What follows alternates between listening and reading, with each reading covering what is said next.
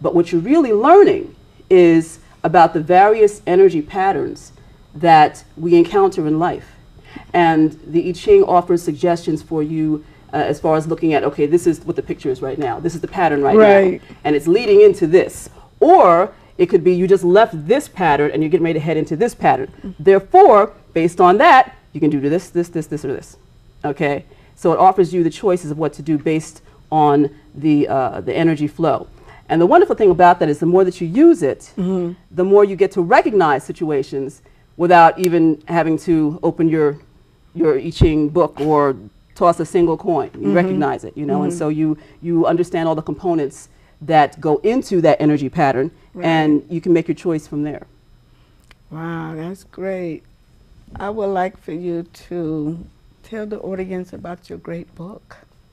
I just wrote, let me say this, okay? You know, because I know that your thing is the chakras too. In our system, we call them the Aritu. Right. When you get to dealing with the crown Arit, or crown chakra, you are facing your legacy, okay? The first style, you're facing your destiny, and then when you move on to the crown and you're dealing with the higher energies, you're facing the legacy you will leave behind, because the idea is that you have amassed a certain amount of knowledge, and especially when you get to be considered an elder, and in our tradition I am, then you have to leave a footprint behind, basically saying what your journey has been like and what your wisdom is that you have amassed, so that it's like leaving a roadmap. So my book, the Cowrie Blessings book, is my legacy that I'm leaving behind. It is comprised of a lot of columns that I have written as a columnist and journalist for various black newspapers,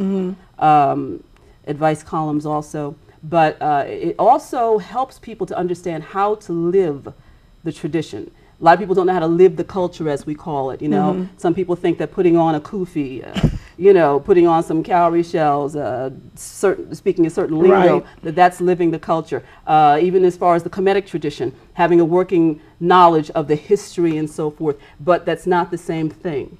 If you don't know, again, the practical application piece, if you don't know how it is to take that knowledge and apply it to your life so that you're able to thrive from it, then you're not really living the culture. You're talking about the culture, okay? You're fronting. You know, it's not the same thing.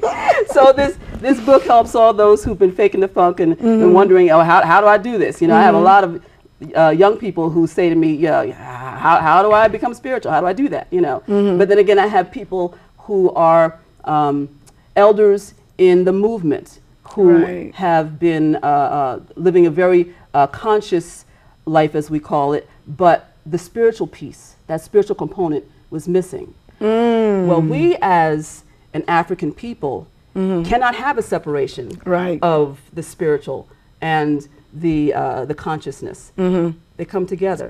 Because the spirituality is a part of every single thing that we do. Ideally, that's where we came from, and that's how it is that we need to really be to overcome. Wow. Do you want to speak about the chakras? Because I know you I'll talk about anything you want to talk about. It's open season, all right? Well, we will be doing a part 2. So right now, let's give the people some information on the chakras, because I had another lady who did, you know, from her perspective, the chakras. She even read me on one of my shows that was very interesting to a lot of people that wasn't even aware of these centers, whatever name, you know, we put to it. So I would like your perspective on the chakra center. Certainly.